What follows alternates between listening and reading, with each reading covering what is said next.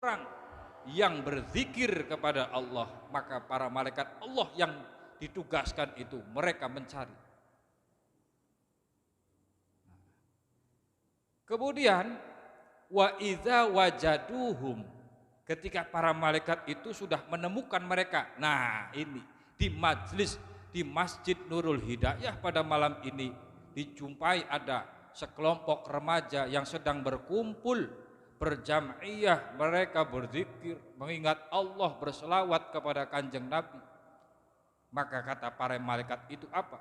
Ya ahla dzikri, hei orang-orang yang ahli zikir, halummu ila hajatikum, nih hajatnya sampean, nih hajat anda, kata para malaikat. Sehingga orang-orang yang dipenuhi dengan zikir, dimanapun itu tempatnya, mereka kaum yang semacam itu, maka Allah berikan hajatnya, Allah berikan kemudahan dalam kebutuhan hidupnya. Baik, kita lanjutkan ngaji kita, kitab Safinah sampai pasal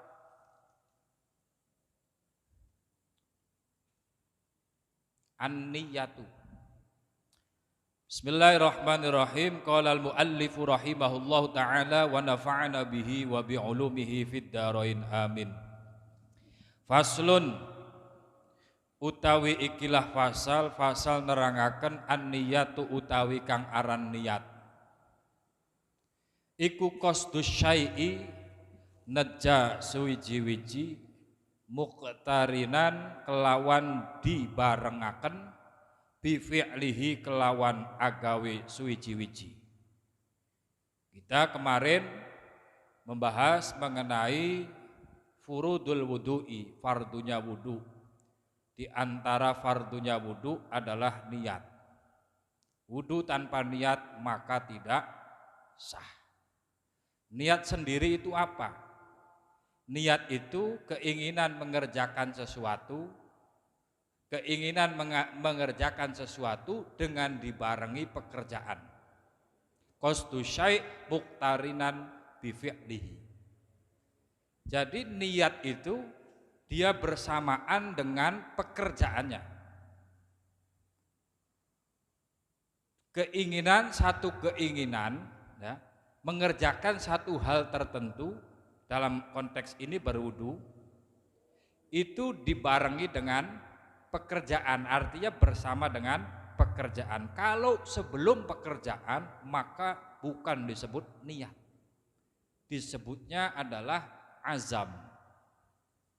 Contoh begini,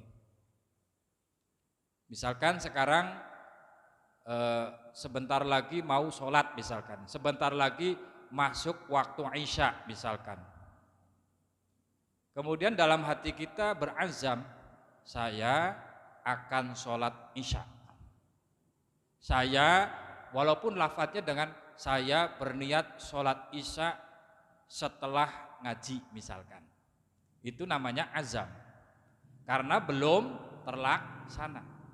Kalau niat itu keinginan seseorang terhadap sesuatu pekerjaan dengan dibarengi pekerjaan tersebut. Kalau sebelumnya namanya azam. Nah, azam itu dalam bahasa Indonesianya itu adalah tekad. Tekad atau sebuah rencana yang kuat. Kalau dalam bahasa kitanya itu disebut kerentek. Yang penting kerentek dulu. Nanti malam saya mau ikut Rotibul Hadad, saya ikut bersolawat, membaca kitab Al-Barzanji dan seterusnya. Itu namanya azam, belum terlaksana. Nah, kalau niat itu saat dia memulai pekerjaannya itu. Nah, niat. Wa mahalluha utawi panggonane niat. Tempatnya niat itu di mana? Iku al-qalbu, ananing jero ati. Niat itu tempatnya di hati. Niat itu merupakan pekerjaan hati. Niat itu sumbernya dari hati. Maka dari itu niat itu seringkali manusia tergoda. Masalah niat itu. Karena apa? Niat itu pekerjaan hati. Sedangkan hati manusia itu seringkali dia cenderung lupa, cenderung tidak fokus, tidak konsentrasi, ragu-ragu dan seterusnya. Maka dari itu niat itu tempatnya di hati. Sedangkan watalafudzu utawi ngelafalzakan, melafalkan niatnya, biha ing niat iku sunnatun, hukumnya sunnah. Niatnya hukumnya fardu, hukumnya wajib. Tempatnya di mana? Di dalam hati. Kemudian untuk masalah mengucapkan atau melafalkan hukumnya sunnah. Nawaitul wudu'a liraf'il hadathi. Kita mengucapkan itu melalui lisan kita, itu hukumnya sunnah. Tempat aslinya itu adalah di hati. Kenapa kita penting talafuz? Kenapa? Karena dari lisan ini akan membimbing hati. Manusia model-model kita itu sulit untuk berkonsentrasi dalam hati. Oleh karena itu dibimbing melalui lisan. Saat sholat pun sama. Kita mengucapkan usolli fardhol maghribi. Itu di lisan itu bukan niat. Artinya niat aslinya itu adalah di hati. Jadi bukan lafaz usollinya itu dalam lisannya itu, tapi dalam hatinya. Dalam lisannya itu melafazkannya itu adalah hukumnya sunnah untuk menuntun hati agar mudah dalam berniat. Sebab ada orang tokoh sebelah itu mengatakan tidak ada pakai usolli, tidak ada pakai nawaituan, cukup dalam hati. Ini orang keren, Mbak, keren. Kerennya apa? Mungkin dia hatinya terlalu hebat sehingga apa? Langsung jadi niatnya itu. Tanpa dituntun, tanpa dibimbing oleh lisannya. Sedangkan kita makhluk yang seringkali lupa, seringkali dia itu hatinya cenderung teringat sesuatu di luar pekerjaannya, sehingga butuh dituntun. Usolli fardhol maghrib. Allah ingat kita bahwa saat itu akan menjalankan sholat maghrib misalkan. Pernah enggak kalian ketika sholat maghrib misalkan, kemudian niatnya sholat isya atau sholat apapun lah, pernah enggak? Pernah kan? Karena apa? Lupa. Saking enggak konsennya melaksanakan ibadah. Dalam hatinya tuh Allah, sembahyang isya sih, sembahyang isya, padahal saya ini sholat maghrib. Itu kan hal yang biasa terjadi pada manusia. Kelupaan. Oleh karena itu pentingnya talafuz, pentingnya kita melafalkan niat itu tujuannya untuk menuntun agar niat kita berhasil. Niat yang sejatinya itu dilakukan oleh hati berhasil. Karena apa? Niat hukumnya wajib. Kalau niatnya enggak beres, niatnya enggak pakai niat yang enggak sah. Nah, karena sesuatu yang mendukung untuk urusan yang wajib, maka jadi sunnah. Itu. Jadi biar mereka yang mengatakan sholat nggak usah pakai usolli, itu mungkin dia hatinya sudah tingkat tinggi dia. Sambil Allahu Akbar langsung jadi. Model-model kita saya yakin mau sholat masih keinget kunci rumah, masih mau sholat ingat kantor, mau sholat ingat persoalan apa saja. Lagi wudhu, seharusnya dia niat itu dalam hatinya, tapi karena tidak konsentrasi, akhirnya gelambiar. Apa bahasa Indonesia gelambiar? Ambiar. Wa waktuha utawi waktu niat, konteks berwudu, inda ghusli awwali juz'in, yaitu ketika membasuh awal, ya, membasuh awal daripada juz minal wajah. pertama kali membasuh muka. Niat itu, niat berwudu itu kapan? Yaitu saat basuhan muka yang pertama itu. Jadi saat kita mau membasuh muka, kita sudah ancang-ancang, ambil air, kemudian ketika kita membasuh muka sambil bersamaan di situ hati kita niat. Bukan saat berkumur, saat berkumur bukan. Tapi kan jangan-jangan begitu yang dilakukan. Sambil cuci tangan, bersihin kuku, bersihin apa sambil niat nawaitul wudu'a li raf'il hadatsil. Bukan. Niat dalam berwudu itu kapan dimulainya? Yaitu ketika membasuh wajah. Basuhan yang pertama itu. Sambil bersamaan, bukan sebelumnya. Karena muqtarinan bi fi'lihi, niat itu bersama, jadi bareng. Ambil air, kemudian dia berniat dalam hatinya nawaitul wudu'a li rabbil alamin. Sambil diratakan semuanya. Begitu. Bukan sebelumnya, tapi bersamaan. Misalkan di dalam sholat. Sholat kapan niatnya? Kapan? Inda takbiratil ihram. Bersamaan dengan takbiratul ihram. Allah. Nah di situ kita niat. Mulai dari lafaz, dari huruf A-nya itu. Dari Allah kita berniat. Bukan sebelumnya. Kalau sebelumnya kita usolli fardhu zuhri misalkan, itu kesunahan kita melafalkan niat. Tapi niat dalam hatinya itu kapan? Ketika takbiratul ihram. Pada dasarnya begitu. Niat itu bersamaan dengan pekerjaannya. Ada beberapa yang tidak bersamaan dengan perbuatan, dengan pekerjaannya. Misalkan contohnya puasa.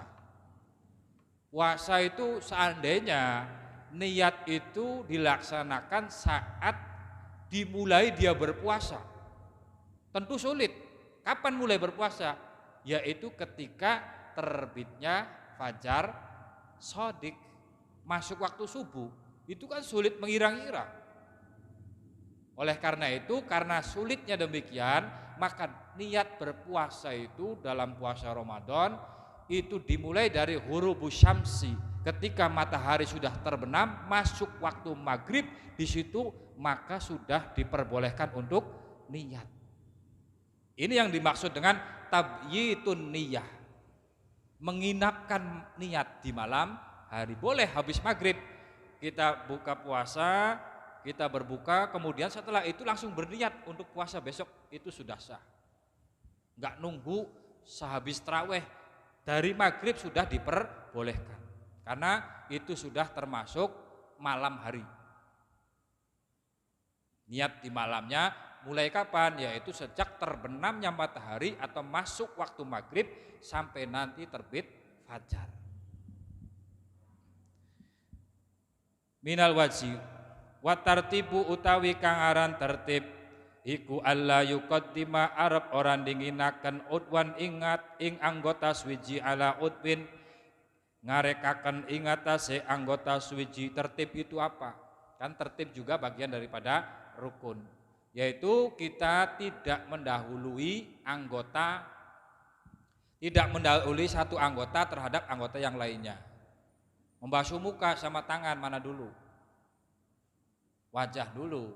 Maka enggak boleh kita dibalik, tangan dulu terus wajah. Itu namanya tertib, urut. Gampang. Faslun utawi ikilah pasal, selesai masalah niat. Al-ma'u utawi banyu, qalilun iku ana banyu setitik, wa katsirun lan banyu akeh. Air, bab air. Air itu ada yang disebut dengan air sedikit, ada yang disebut dengan air banyak. Ma'un qalil, ma'un katsir. Al-qalilu utawi banyu kang setitik iku madunal kullataini, banyu kang kurang rong kola. Banyu kang diarani banyu setitik itu adalah banyu air yang kurang 2 kola. Kenapa kita penting untuk mempelajari masalah air? sebab kaitannya dengan kita bersuci. Baik itu mengangkat hadas yang kecil, hadas yang besar, atau kita mensucikan dari najis. Maka kita harus tahu kategori air mana yang diperbolehkan untuk sebagai alat bersuci. Air itu ada dua model, ada air sedikit, ada air banyak. Kalau air sedikit itu air yang takarannya, ukurannya itu kurang 2 kullah. 2 kullah itu seberapa? Nah, di sini kurang 2 kullah itu, dulu yang 2 kullah dulu. Wal kathiru utawi banyu kang akeh kulatane iku banyu kang 2 kullah. Fa aksara mangka luwih akeh. Banyu kang akeh, air disebut banyak yaitu ketika volumenya itu sudah 2 kullah atau lebih. Seberapa kalau dikonversi dalam satuan liter Indonesia? Karena ini nanti kalau dikonversi dalam hitungan ritel, Baghdad, Irak, beda nanti dengan di sini. Kira-kira kalau dikonversi literan di negara kita, di situ juga para ulama berbeda pendapat. Ada yang mengatakan kira-kira 217 liter.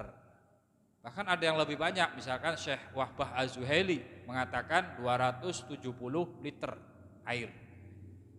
Jika dikonversi dalam satuan kubikasi, volume air itu kira-kira kalau mengambil yang 217 liter, maka kira-kira 60 cm kubik. Jadi panjang 60, lebar 60, dalamnya 60. Baknya tuh, tempat airnya tuh. Kalau yang pakainya 270 liter maka lebih banyak, sekitar 91 sentian kubik. Nah, air sedikit, air banyak. Nanti kaitannya kita lanjutkan, yatanajjasu bisa jadi najis biwuku'in najasati sebab ketibanan najis fihi ing dalem banyu wa illam yataghayyar senajan ora owah apa banyu. Air yang sedikit itu apabila kejatuhan najis, walaupun sifat air tersebut tidak berubah, maka dihukumi tetap menjadi air mutanajjis. Ingat, air mutanajjis, air yang terkena najis. Bukan air najis, air mutanajjis. Kalau najis itu tidak bisa dibersihkan. Namanya najis ya najis. Tapi kalau mutanajjis itu sesuatu yang tadinya suci cuma kejatuhan najis. Nah, air yang sedikit yang kurang 2 kullah itu misalkan di bak kecil, di ember, misalkan ember yang volumenya cuma 1 galon, misalkan 20 liter yang kecil, itu misalkan terkena najis, walaupun tidak berubah airnya, tidak berubah warnanya, tidak berubah rasanya dan baunya, tetap dihukumi mutanajjis. Misalkan kejatuhan nya burung, pluk, larat, walaupun nggak berubah, tapi karena dia volumenya itu sedikit, maka jadi mutanajjis, maka dia air tersebut tidak bisa digunakan untuk bersuci. Wal ma'ul katsiru utawi banyu kang akeh la yatanajjasu iku ora dadi najis.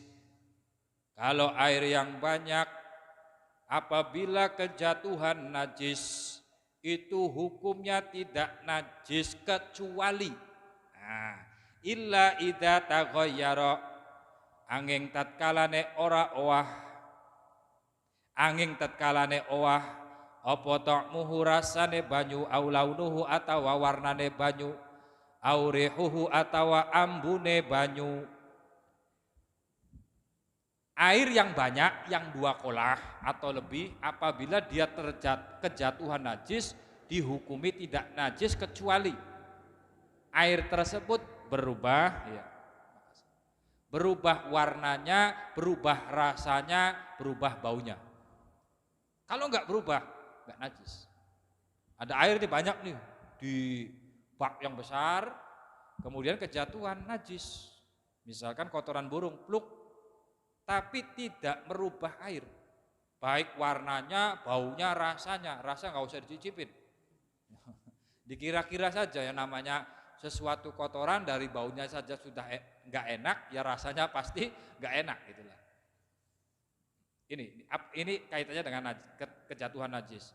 Jadi apabila kolam tersebut, bak tersebut yang volumenya itu lebih dari 2 kulah, kejatuhan najis tapi nggak berubah 3 sifat tadi, bau, rasa, dan warna.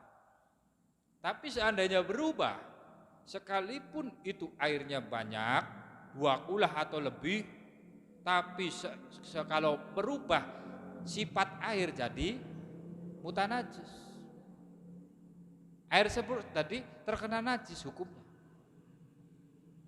karena ada perubahan dalam sifat air tersebut. Misalkan kejatuhan najis yang berwarna kuning misalkan, airnya itu setelah dilihat jadi menguning semua. Mungkin saking banyaknya. Ya menguning apa dulu? Atau kejatuhan apa? Kejatuhan, mohon maaf, bangkai. Nah, kita punya bak agak besar, tapi ada wirog. Tahu wirog kan, tikus yang besar itu, dia lagi lari-lari kepleset, kecebur dalam bak tersebut, nggak bisa naik lagi. 1 hari, 2 hari, 3 hari, mati itu tikus. Akhirnya merubah kondisi air dalam bak tersebut jadi bau. Ini kan bangkai, maka jadi air tersebut dihukumi mutanajis. Nah, itu ketentuan mengenai air banyak dan air sedikit. Tapi seandainya bagaimana ketika ada air yang sedikit, air itu sedikit, 1 ember kecil, kejatuhan bangkai, kejatuhan atau kejatuhan sesuatu yang najis, tapi najis yang dimaafkan. Najis yang dimaafkan itu yang seperti apa? Di dalam air, najis yang dimaafkan itu diantaranya adalah hewan yang tidak mengalirkan darah. Cicak, kemudian apalagi semut dan saudara-saudaranya lah. Hewan yang tidak mengalirkan air itu ketika masuk ke dalam air maka dimaafkan. Misalkan nih di dalam kopi ini tercebur cecek, ini status airnya itu tetap suci, maka boleh diminum. Iya. Tapi kalau kejatuhan wirog, maka jadi nggak boleh diminum, mutanajis. Jadi najis ini. Nah, atau najis yang secara umum tidak terlihat, yang hukmiyah. Misalkan gini, mohon maaf, kita lagi buang air kecil, kemudian ada sedikit sekali percikan masuk ke dalam ember misalkan dari air kencing tersebut, tapi nggak terlihat, sulit dideteksi maksudnya percikan airnya itu loh, saking sedikitnya itu, maka dimakfu. Termasuk dalam badan kita dicari nggak ada, nggak ada, maka dimakfu. Itu kalau air yang sedikit apabila kejatuhan najis-najis yang dimakfu. Nah, jadi ini air, kondisi air semacam ini berbicara air sedikit dan air banyak yang kejatuhan najis. Secara umum di dalam bersuci itu kita menggunakan air itu macam-macam. Air itu ada yang suci mensucikan, tohir mutohir. Contohnya apa? Ya semua air mutlak, air yang datang dari langit, yang keluar dari sumber air bumi, sumber air itu dihukumi asalnya adalah suci. Air sanyo, air bor, air sumur itu suci mensucikan. Air hujan suci mensucikan. Air laut suci mensucikan. Air salju suci mensucikan. Air sungai suci mensucikan. Kecuali sungai yang sudah terkontaminasi oleh najis yang jelas perubahannya. Jadi ada air yang suci mensucikan, ada lagi air yang suci tidak mensucikan. Air yang tohir ghairu mutahhir, suci tidak mensucikan ini ada dua. Yang pertama adalah air mustakmal. Air mustakmal itu adalah air yang sedikit yang telah digunakan untuk bersuci. Air sedikit yang telah digunakan untuk bersuci sudah menetes dari keluar menetes daripada basuhan, misalnya dalam berwudu nih, yaitu basuhan yang rukun. Air sisa, tetesan air sisa yang telah digunakan untuk sesuatu yang wajib, misalkan basuhan untuk wajah. Basuhan wajah yang pertama itu kan hukumnya wajib. Kemudian dari dagu kita itu netes, tes. Nah itu tetesan itu disebut mustakmal karena air tersebut telah digunakan untuk bersuci. Habis basuh tangan, kita basuh tangan, kemudian yang tetesan dari tangan kita itu disebut air mustakmal. Ingat itu basuhan yang pertama, yang wajib. Karena wajibnya adalah sekali. Nah, itu air mustakmal. Air yang telah digunakan untuk bersuci. Tentunya yang bagian wajib. Karena air mustakmal boleh digunakan untuk membasuh yang sunnah. Air mustakmal boleh digunakan untuk membasuh anggota yang sunnah. Hidung, untuk berkumur itu diperbolehkan. Tapi kalau untuk membasuh yang wajib tidak boleh. Kemudian air yang suci tidak mensucikan yang berikutnya adalah air yang ini seperti air kopi, air susu, air apalagi banyak lah, minyak lentik, minyak goreng, minyak wangi, itu suci enggak selagi zatnya yang digunakan adalah suci, yang suatu yang halal, suci tidak najis, maka minyak tersebut hukumnya suci, tapi enggak boleh untuk bersuci.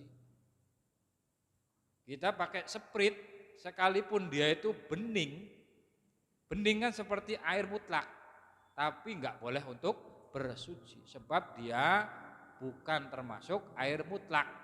Wong ada rasanya kok. Ada rasanya, maka enggak boleh dipakai. Jadi ada dua, yang suci tidak mensucikan. Ada lagi air yang mutanajis. Yang tadi itu contohnya. Yang tadinya suci sebab terkena najis menjadi mutanajis. Itu bagian-bagian air. Sekarang begini, ada kasus bagaimana ketika saya berwudu. Ketika saya lagi berwudu kemudian tetesan airnya itu masuk ke dalam ember yang ukurannya itu kurang 2 kula. Kalau airnya itu lebih dari 2 kula, bak besar, kita mau pakai wudu di atas air tersebut dan tetesannya masuk ke dalam bak tersebut, itu enggak masalah. Karena air banyak, lebih dari 2 bulan. Tapi yang jadi masalah itu ketika air yang sedikit, kemudian dia kejatuhan air yang mustakmal. Itu hukumnya bagaimana? Maka kita rinci begini. Air yang di ember tersebut hukumnya suci. Kita tahu kan itu ember ada airnya dan air tersebut suci. Kemudian kita berwudu sehingga ada tetesan dari wajah kita atau tangan kita sehabis membasuh itu masuk ke dalam ember. Kita jangan katakan ini langsung mustakmal. Karena hukumnya berbeda. Yang di ember ini asalnya adalah tetap air suci. Sedangkan yang disebut mustakmal itu sesuatu yang sudah terlepas, sudah netes daripada basuhan yang wajib itu.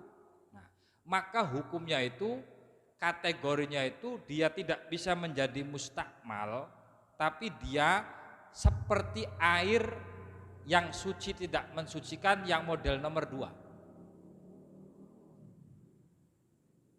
Air suci, kejatuhan air suci. Air mustakmal itu kan suci, boleh kita boleh konsumsi untuk minum selagi dia masih suci. Walaupun itu mustakmal, karena mustakmal itu hanya air yang dipakai, telah dipakai untuk bersuci. Itu hukumnya tetap suci. Jadi si ember yang kejatuhan itu, hukumnya itu sama ketika kita menjatuhkan sesuatu yang suci ke dalam air yang dalam ember tersebut. Misalkan minyak wangi, sabun, deterjen, hukumnya sama seperti itu. Atau sirup. Nah, apabila contohnya begini, ada air 1 ember, kita masukkan sirup, kemudian diudak-udak berubah jadi merah, berubah jadi aromanya sirup, maka jadi ini air suci tidak mensucikan. Sedangkan kejatuhan ketetesan air mustakmal, maka kita kan nggak bisa mengukur karena warnanya sama. Yang di ember airnya bening, yang tetesannya juga bening. Maka kata ulama kita berandai-andai. Seandainya tetesan yang tadi menetes ke dalam ember tersebut itu dengan jumlah yang kita kira-kira itu netesnya seberapa, itu bisa merubah sifat air nggak? Kita berandai-andai begitu, seandainya yang netes itu sirup, maka kira-kira itu berubah nggak airnya? Karena kita nggak bisa menerka, kita tidak bisa menerka karena warnanya sama. Air mustakmal, dia warnanya bening sama karena dari bak juga, sedangkan yang di ember juga dari bak juga, sama-sama air suci tadi, air yang suci mensucikan tadi ya. Nah, maka hukumnya adalah kita berandai-andai, seandainya yang netes itu berupa, ya contoh saja sabun misalkan, itu ketika jatuh ke dalam ember tersebut bisa merubah sifat air tersebut enggak? Kalau merubah sifatnya maka menjadi air tersebut suci tidak mensucikan, bukan air mustakmal. Jangan dikatakan ketika ada air 1 bak, 1 ember kejatuhan air mustakmal jadi mustakmal. Ini hukumnya modelnya yang kedua, menjadi air yang suci tidak mensucikan jenis kedua, bukan jenis mustakmal. Seperti kita di dalam kan ada bak, ada airnya mungkin ukurannya lebih dari 2 kolah. Kita masukkan deterjen 1 genggam saja, kita kobok-kobok, kemudian jadi berbusa, jadi air sabun. Bisa enggak buat wudu?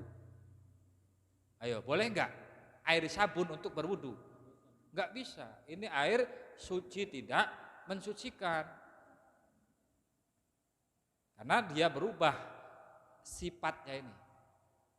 Yang tadinya air mutlak suci mensucikan, sebab dia kejatuhan sabun dan jadi berubah, maka menjadi air yang tidak bisa digunakan untuk bersuci, Paham ya? Jadi disebut mustakmal itu ketika kita membasuh basuhan yang wajib. Bukan kita misalkan tidak niat untuk membasuh, kemudian kita masuk ke dalam air menjadi mustakmal. Contoh gini, ada orang itu kan di ember kecil, ember 10 liter lah, kemudian tangan kita masuk untuk cuci tangan. Apakah ini mustakmal? Ayo. Ya bukan, selagi bukan niat untuk membasuh sesuatu kang wajib dalam berwudu. Enggak disebut mustakmal, mau dikobok-kobok, mau diidek-idek pakai kaki, itu enggak masalah. Selagi tidak menjadi mutanajis. Kitanya bukan untuk membersihkan dari najis atau mengangkat hadas. Sekalipun dikobok-kobok tetap suci. Jadi jangan katakan kemudian air kita masuk kobak tapi kita bukan niat membasuh tangan, kita nyibuk saja, itu tidak mustakmal. Karena begini, kita bisa enggak kita berwudu menggunakan air yang sedikit? Bisa enggak? Ya bisa banget. Ember kecil, ember cat 5 kilo, 5 liter. Kemudian kita wudu dengan cara mencelupkan, boleh enggak? Boleh enggak? Kan jelas, oli beli. Nah di sini kita boleh menggunakan dan memasukkan tangan kita dengan niat menciduk, atau dalam bahasa fikih ightiraf. Kita mengambil air bukan niat membasuh, kita niat mengambil air cibuk, muka. Ketika membasuh tangan pun kita niat menciduk air, ciduk, kemudian kita basuh tangan kita. Begitu. Jadi boleh tangan kita masuk, niat menciduk. Iktiraf, bukan kita niat basuh tangan kemudian dimasukkan, kemudian habis ini membasuh tangan. Nah, gitu. Atau kita karena ini air sedikit, kemudian kita basuh muka persis di atas ember tersebut sehingga air tetesannya itu kan mustakmal. Karena persis di bawahnya mungkin yang jatuh itu banyak sekali. Sehingga jika diandai-andai yang jatuh itu adalah orson sirup, sehingga air yang ada dalam ember tersebut menjadi berubah. Karena langsung persis di atasnya ember tersebut. Jadi kita menjauh, ciduk. Nah, takut air ini kejatuhan air mustakmal, nanti jadinya suci tidak mensucikan. Boleh, jadi jangan dibikin ribet. Airnya sedikit bisa dipakai. Enggak ada gayungnya, pakai tangan jadi. Tapi kita niat ightiraf. Niat nyiduk banyu. Gitu. Paham Li? Jadi begitu caranya. Nah, air yang sedikit itu terkena najis misalkan. Di bak yang ukurannya besar sebetulnya 2 meter kubik misalnya. Cuma karena airnya itu tinggal sedikit, tinggal sejengkal misalkan, ukurannya kurang 2 kolah, kejatuhan najis. Kemudian airnya jadi buta najis. Bagaimana cara mensucikannya? Boleh enggak tanpa dikuras? Boleh. Kita tambahkan volume airnya sampai ukuran lebih dari 2 kulah dengan catatan tidak ada perubahan warna, rasa, dan bau. Setelah dicampur air, tambah banyak tuh baknya, sehingga sudah melebihi 2 kulah sampai penuh tinggi, karena dalam 2 meter penuh, hilang baunya, hilang rasanya, ya bau najisnya itu hilang semua, maka jadi suci kembali airnya. Atau otomatis bisa. Air mutanajis itu berubah dengan sendirinya, barangkali bisa. Kita diamkan lama ini, tadinya atau sumur. Tadinya ada bangkai. Bau, dicibuk mambu batang. Dibiarin sebulan, 2 bulan, 3 bulan sampai jadi hilang baunya, rasanya, warnanya, otomatis jadi suci kembali. Alami. Jadi bisa air mutanajis masih bisa disucikan. Beda sesuatu yang najis. air kencing, najis nggak? Bisa nggak disucikan? Ya nggak bisa. Karena zatnya memang sudah najis. Wes, itu saja aja lengkap-lengkap, hampir penasaran. Anak-anak kan beli.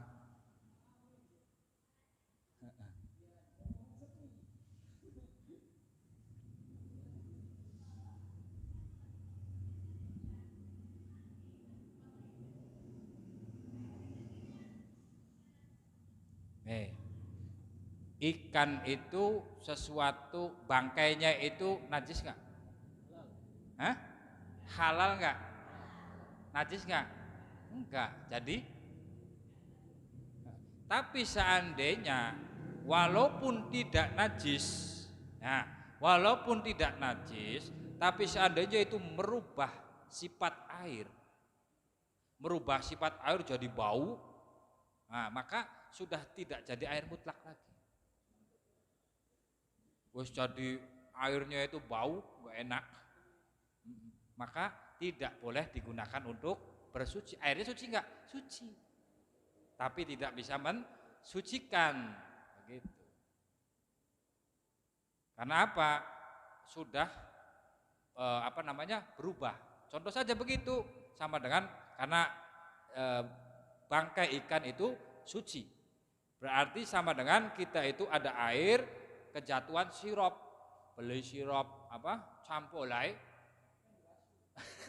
dibawa ke bak, saking nggak mau diminta sama temannya, dibawa ke bak, tumpah, darat. Akhirnya apa? Baknya jadi merah. Ini bak buat cuci tangan, buat apa masih bisa digunakan, diminum masih boleh. Sok ada belara weteng. Tapi artinya masih suci, cuma nggak bisa digunakan untuk bersuci karena itu sudah tercampur menjadi air sirup. Sama tadi kecampur jadi karena bau, jadi air ikan. Suci karena bangkai ikan itu suci. Tapi sekalipun bangkai ikan itu suci, tapi seandainya air ikan itu besar dan ketika dibelah keluar darahnya najis nggak? Najis. Bangkai ikan suci, tapi hanya dibelah mengeluarkan darah yang banyak, darahnya tetap dihukumi najis.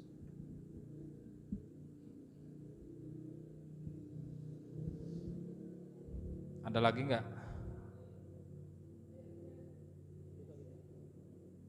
Mangga. Kaitannya karo banyu dan wudu kan. Kan kadang-kadang bak ikan bak terus ember dengan dibolongi kan. Nah, lebih baik mana atau menyikapi atau cara terbaik lah itu catatan apa itu Ustaz? Wudu mending nimbak langsung atau bisa lewat ember kan ucur kok. Iya. Jadi gini, kalau bak kita besar, bak kita katakanlah ukuran sampai 5 kolah, 10 kolah, besar sekali. Ya tadi kira-kira karena di sini ada selisih ulama, ada yang mengatakan 217 liter, ada yang mengatakan 270, ada yang 237, macam-macam.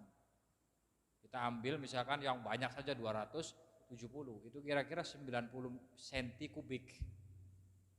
Itu ukuran 2 kolah. Apabila kita punya bak yang besar, yang ukurannya berkulah-kulah, lebih dari 2 kulah, maka kita wudhu di atasnya itu, mau airnya itu menetes kembali di dalam situ, nggak masalah. Kejatuhan air mustakmal tidak menjadikan air yang lebih dari 2 kolah ini menjadi ikut tidak suci, mensucikan. Maka itu bagus mengurangi mubadir daripada air yang dibuang. Maka orang zaman dulu itu ketika bikin rumah itu tidak lupa membuat bak yang besar, selalu penuh. Iya, jeding bak yang besar dan selalu dipenuhi, saking ikhtiyatnya, saking hati-hatinya selalu dipenuhin. Agar apa? Ketika kejatuhan najis itu misalkan kejatuhan najis kemudian karena banyak ini kemungkinan tidak merubah zatnya. Tapi kalau sedikit kejatuhan najis walaupun tidak merubah warna, rasa dan baunya tetap dihukumi najis. Kalau yang besar baru dihukumi najis ketika 3 sifat tadi merubah air. Nah, maka lebih baik di situ. Nah, kalau yang kucur itu yang kalau orang zaman dulu namanya pedasan. Pakai gentong kemudian dilobangin, kita wudhu di situnya. Itu enggak masalah. Enggak masalah, sama-sama bagus. Apalagi kondisi keairan kita banyak. Walaupun banyak berjatuh seperti yang sekarang ini, pancuran-pancuran itu kan terbuang. Ya artinya kan orang dulu menggunakan bak yang besar itu satu biar hemat air. Hemat air. Karena apa? Dia pakai berwudu ya jatuhnya air tersebut ke dalam bak lagi. Nah, yang ditakutan mustakmal itu seperti apa? Kadang-kadang manusia wong iku ragu. Was-was ini yang penyakit ini. Udah khawatir netes setitik. Udah kita jangan pedulikan itu. Kalau hal yang sedikit yang tidak terlihat kita lewatkan itu. Kita jangan muncul was-was. Toh seandainya ketetesan air mustakmal itu belum tentu ini bisa dihukumi menjadi suci tidak mensucikan. Karena tidak serta-merta. Maka di situ kita kan begitu, rumusnya itu kita berandai-andai. Seandainya kejadian begitu. Berandai-andai yang kejatuhan itu, yang jatuh itu berupa zat yang bisa merubah, misalkan sirup. Itu 1 sendok itu kira-kira bisa merubah enggak? Seandainya tidak, maka dihukumi tidak masalah.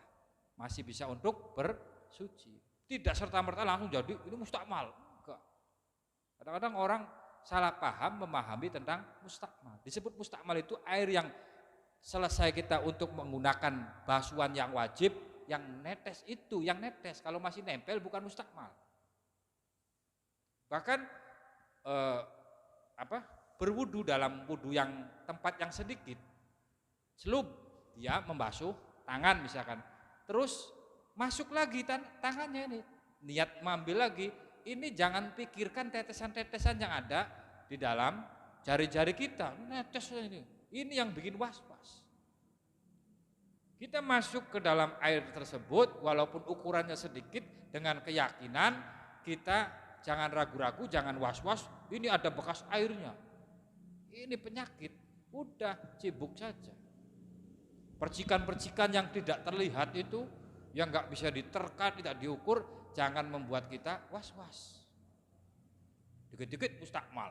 Ada orang itu kalau di pedasan semacam itu kan ada lubangnya, kemudian tutupnya hilang. Kan tutupnya biasa pakai karet, selep masukin, tutupnya hilang. Kemudian ada orang megang, nutup, karena tutupnya hilang, dia tutup pakai tangannya sendiri. Jangan pegang-pegang, itu akhirnya jadi mustakmal. Mustakmal dari mana? Orang dia bukan untuk bersuci kok. Orang cuma mau nutup. Disebut mustakmal itu untuk membasuh bagian yang wajib. Kalau buat kita kobok-kobok, buat cuci tangan, selagi tidak merubah air tersebut, ya enggak masalah. Kita nih kopi, utek-utek pakai tangan ini, enggak mustakmal enggak. Ya maksudnya enggak menjadikan ini haram diminum karena tangan saya bersih. Iya, jadi begitu.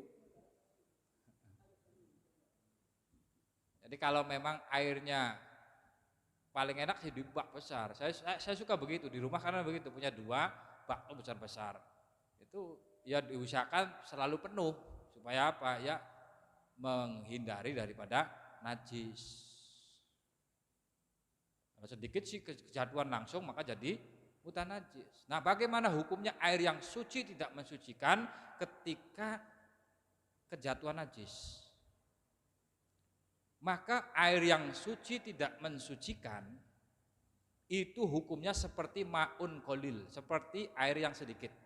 Contohnya gini, ada minyak goreng. Walaupun volume minyak goreng tersebut lebih dari 2 kulah, banyak nih 1 drum, itu berapa liter 1 drum? Mungkin ada yang 500 liter misalnya, itu kan udah 2 kulah. Seandainya itu kejatuhan najis, maka hukumnya menjadi mutanajis tidak walaupun tidak merubah. Karena dihukumi sama dengan air yang sedikit. Jadi hati-hati kita naruh sesuatu benda cair, ya cair yang suci, misalkan air minyak, hah? Enggak, ini misalkan kayak yang mau kita pakai gitu, misalkan parfum. Nah, parfum itu minyak wangi kan sedikit, apalagi sedikit, banyak saja dihukumi seperti air yang sedikit apabila terkena atau kejatuhan najis. Terus ada lagi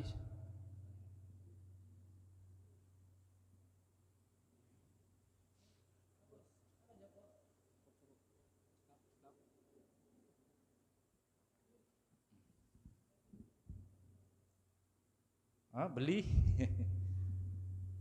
Iya, termasuk nanti untuk menghilangkan najis, ya untuk mencuci pakaian, untuk ya membersihkan dari najis. Airnya itu kita harus pakai air yang suci mensucikan, bukan air yang suci tidak mensucikan. Mencuci najis, baju kita misalkan ada najisnya kena kotoran burung, boleh enggak mensucikan menggunakan air sabun?